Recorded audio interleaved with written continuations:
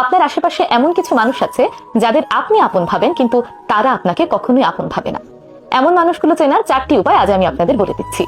1 নম্বর, যারা প্রয়োজনে শুধু আপনার খোঁজ রাখে।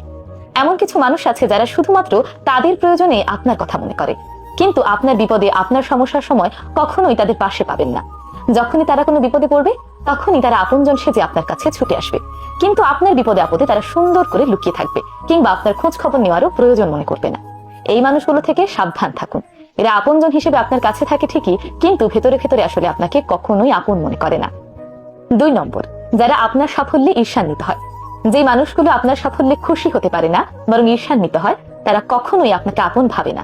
কারণ যারা আপনাকে আপন ভাবে, তারা অবশ্যই আপনার সাফল্যে খুশি হবে, আপনার সফলতাকে তাদের সফলতা মনে করবে। কিন্তু কিছু মানুষ দেখবেন আপনার আপন সেজে আপনার পাশে বসে থাকবে, কিন্তু আপনি সফল হলে কখনোই তাদের মুখে আপনি হাসি দেখবেন না।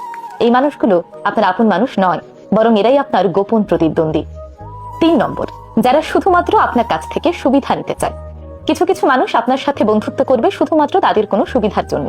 হতে পারে আর্থিক সুবিধা, সামাজিক সুবিধা, কিংবা অন্য যে কোনো রকম সুবিধা। তারা যে কোনো উপায়ে আপনার কাছ থেকে শুধু আদায় করে নেবে, কিন্তু আপনাকে দেওয়ার বেলায় কখনোই তারা সামনে এগিয়ে আসবে না।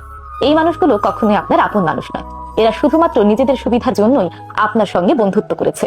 4 নম্বর, যারা আপনার অনুপস্থিতিতে আপনাকে নিয়ে সমালোচনা করে।